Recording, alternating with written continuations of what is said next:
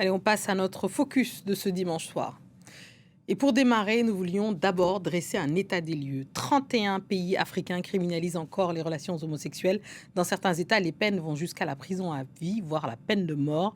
Pourtant, plusieurs pays ont récemment dépénalisé l'homosexualité et les associations continuent de se mobiliser malgré les risques. Pour comprendre cette géographie contrastée des droits LGBT+, QIA en Afrique, on retrouve tout de suite notre journaliste Clémence Valère. Clémence, merci d'être là et dites-nous d'abord, quels sont les pays où l'homosexualité est criminalisée sur le continent africain? Merci Fatih Mata. Alors il faut savoir que 64 pays dans le monde criminalisent l'homosexualité.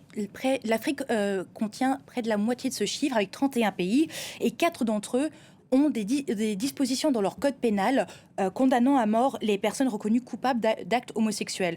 En premier lieu, nous avons la Mauritanie, mais les observateurs ont noté un moratoire sur les exécutions depuis 1987. De façon générale. Ensuite, nous avons le Nigeria qui est un cas assez particulier parce que dans le nord, qui est à majorité musulmane, 12 États appliquent la charia. Donc les hommes homosexuels sont condamnés à mort, les femmes, elles, encourent des peines de prison ou la flagellation. Mais en général, même dans les États où c'est moins réprimé, les peines de prison peuvent varier entre 10 et 14 ans. Ensuite, nous avons la Somalie qui est comme le Nigeria, c'est aussi un cas assez particulier parce que dans le sud du pays, la région du Somaliland et les zones contrôlées par le groupe Al-Shabaab, la loi charia est appliquée. Mais la peine capitale n'est pas appliquée de façon systématique. Elle existe, mais ça dépend aussi un peu du cas par cas. Et ensuite, on a l'Ouganda, enfin, qui a fait beaucoup parler de lui en 2023, il y a 3 ans, quand le président Museveni a ratifié cette loi qui a condamné à mort toute personne reconnue coupable d'homosexualité aggravée. La loi prévoit également la réclusion à perpétuité pour les relations sexuelles entre personnes du même sexe et jusqu'à 10 ans de prison pour la promotion de l'homosexualité. Le Soudan, lui, il a enlevé la peine de mort en 2020, mais l'homosexualité reste criminalisée. Pour les autres pays, si vous regardez la carte, les peines varient dépendant des pays. Allant des amendes à la prison à perpétuité. Ce que l'on peut voir ces récentes années, c'est surtout la tendance est au durcissement des lois condamnant la communauté LGBT. On l'a vu cette année avec le Sénégal en mars. En mai, le Parlement ghanéen a voté une loi contre l'homosexualité qui est en attente de ratification par le président. Et ce week-end, le 11 juin, le Niger a adopté une loi criminalisant l'homosexualité où les personnes encourent jusqu'à 20 ans de prison. Et alors, à contrario, quels sont les pays qui protègent les droits des homosexuels et des minorités sexuelles en général? Alors au total, nous avons à peu près 11 pays africains qui ont des lois qui interdisent les discriminations basées sur les orientations sexuelles, dont l'Afrique du Sud, qui par ailleurs a été le premier pays à légaliser le mariage pour tous en 2006. D'ailleurs, c'est le seul qui le reconnaît. La Namibie a décriminalisé l'homosexualité en 2024 et ne reconnaît que les mariages homosexuels contractés à l'étranger. D'autres ont choisi de ne pas criminaliser les relations du même sexe. 4 d'entre eux sont en Afrique de l'Ouest, dont le Bénin par exemple. Mais juste parce que l'homosexualité n'est pas pénalisée par la loi ne veut pas dire que c'est forcément accepté par la société. Merci Clémence. Derrière ces chiffres et ces lois, il y a aussi des parcours de vie souvent marqués par le rejet, l'exil ou la peur. Et notre invité de ce soir connaît ces réalités de l'intérieur. Wally Sissoko est président délégué de l'association Afrique Arc-en-Ciel basée à Paris. Il est né d'un père malien, d'une mère sénégalaise. Il a fait son coming out à l'adolescence avant d'être rejeté par une partie de sa famille. Aujourd'hui, il accompagne les personnes LGBT originaires d'Afrique et des Caraïbes, dont certaines cherchent des refuges, soutien après avoir été victime de discrimination. Bonsoir Wally Sissoko et merci d'être avec nous dans le Journal de l'Afrique. Merci beaucoup. Votre propre histoire commence par un rejet familial après votre coming out, le disait. Est-ce que ce que vous avez vécu il y a une quinzaine d'années reste aujourd'hui encore une réalité pour beaucoup de jeunes Africains sur le continent africain? Beaucoup. Et dans la diaspora. C'est compliqué. Ouais. Moi encore, comme j'ai dit, j'ai de la chance pour ma découverte, oui. Pour mon coming out, comme on dit. Je suis en France. J'ai vraiment eu de la chance. C'est mes parents qui m'ont fait venir en France. Et ça s'est passé en fait très mal. Mais bon, en France, on est quand même protégé. Je me dis en fait, si j'étais en Afrique, comment ça allait se passer? C'est ça en fait. C'est pour ça aujourd'hui, je me dis en fait, je suis un peu chanceux, même si ma famille n'acceptait pas. Voilà. Jusqu'à présent, Jusqu'à votre présent, famille... non, du tout. Ma famille n'accepte pas du tout, malheureusement. D'accord. Malgré qu'ils sont au courant, on propose même le mariage toujours. Ah oui. Ça des messages, voilà, mariage, mais ils veulent pas accepter. Oui, ils veulent Voilà. pas accepter le fait que vous soyez homosexuel. Homosexuels, quoi. oui, ils veulent pas accepter. Mais après, je dirais que c'est par rapport à la famille qui est en Afrique, plutôt Mm. qui joue. Mm. Plutôt qui joue. C'est le regard, Le regard de l'extérieur. de l'extérieur. Vous recevez d'ailleurs, de ce regard de l'extérieur, vous recevez des appels d'aide de personnes venant d'Afrique.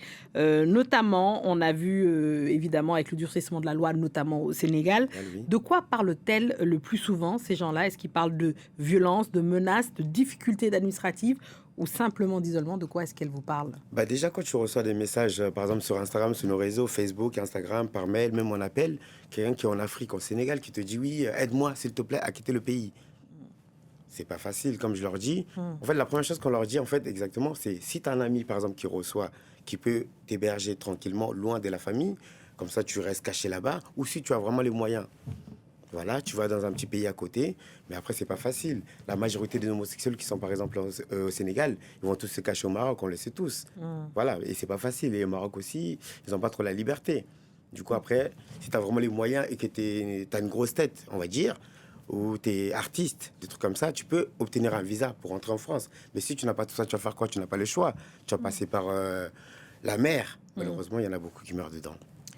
L'un des arguments les plus répandus qu'on entend souvent, c'est que l'homosexualité, c'est pas africain, c'est une importation coloniale occidentale. Ce sont les colons qui l'ont ramené en Afrique. Qu'est-ce que vous répondez à ça? C'est Qu'est-ce du que vous grand avez n'importe envie de quoi. répondre? C'est du grand n'importe quoi. C'est comme si on disait, oui, c'est les Blancs qui ont contaminé le Noir par rapport par exemple, juste un exemple, hein, par rapport au Covid. On va dire, oui, le Covid, parce que les Noirs, ils l'ont, parce que les Blancs... Non, c'est n'importe quoi. L'homosexualité existe en Afrique depuis des années, des années, des années. Voilà, c'est juste, voilà, ils étaient cachés encore. Et comme j'ai dit, l'homosexualité, bon, on le voyait beaucoup, Mais c'était souvent des artistes, par exemple des chanteurs, des danseurs, des maquilleurs, des tailleurs, des stylistes. Là, ça dérangeait pas. Ça dérangeait pas. Mais quand tu es, par exemple, juste un simple serveur, un simple éboueur, des trucs comme ça, en fait, tu n'as pas un bon boulot qui peut te permettre d'être à l'aise. Bah, du coup, on te jette le caillou, quoi. On te jette le caillou. Vous dites qu'il y a beaucoup d'amalgame entre homosexualité, pédocriminalité ou encore VIH, hein, le sida. Comment ces préjugés compliquent-ils concrètement la vie des LGBT sur le continent? Déjà, on va commencer par le VIH. Quand moi j'étais petit, j'entendais oui, le VIH, le sida, c'est les homosexuels. Malheureusement, c'est faux. C'est faux. Les hétéros aussi sont touchés par ça. Les hétéros, quand ils sont touchés par le VIH, c'est pas dire qu'ils sont allés coucher avec un homme ou avec une femme. Voilà, c'est pas bon. C'est juste l'Afrique qui est coincée de la tête, qui se dit ça.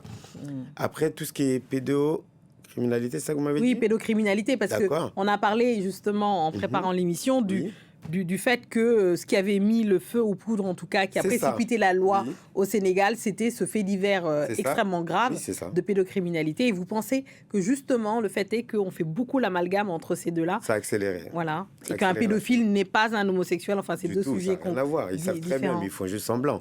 Comme j'ai dit, ils auraient pu mettre cette loi-là depuis longtemps. Depuis longtemps. Mais ils n'avaient pas, en fait, assez d'éléments pour le faire. Ils ont profité par rapport à ce qui s'est passé. Ça a touché les enfants, malheureusement. Moi-même, je ne suis pas d'accord. On ne touche pas les enfants, désolé. Mais quand ça a touché les enfants, ils ont profité de ça. Et malheureusement, le peuple s'est levé aussi pour dire, oui, c'est les homosexuels qui sont comme ça. Du coup, ils ont voté la loi, malheureusement, pour nous, les homosexuels. Et alors, quel rôle on peut jouer, justement, les homosexuels qui sont en France, comme vous, en Occident, pour aider ceux qui sont dans des situations terribles sur le continent africain? Qu'est-ce que vous pouvez faire? Sincèrement, j'ai pas... En fait, c'est seulement le conseil. Parce que, sincèrement, si on avait vraiment le moyen, moi, si j'avais le moyen, sincèrement, pour avoir le visa facilement pour un homosexuel, un de mes frères homosexuels, ou pour le faire quitter le pays, ça aurait été facile. Mais aujourd'hui, on peut dire quoi? Comme j'ai dit tout à l'heure, on peut juste leur conseiller d'aller se cacher dans un pays à côté. Ou aller chez un ami. Voilà, mais comme j'ai dit aussi, aujourd'hui, sortir du Sénégal en tant qu'homosexuel, surtout efféminé, c'est compliqué. Tout est surveillé. Tout est surveillé. Du coup, c'est pas facile du tout, malheureusement, pour moi. Du coup, c'est la panique, et voilà. Absolument, mais de toute façon, on suivra ce dossier-là. Merci beaucoup, Wally Sissoko, d'être venu dans le JTA pour témoigner, pour nous lancer ce cri, justement, pour toutes ces personnes auxquels on pense sur le continent africain, qui sont dans des situations terribles. Merci beaucoup. C'est la fin de cette édition. Merci à tous ceux qui nous ont suivis partout dans le monde. Et ce soir, forcément, de Bangui à Bunia en passant par Bamako, restez avec nous car l'actualité continue sur France 24.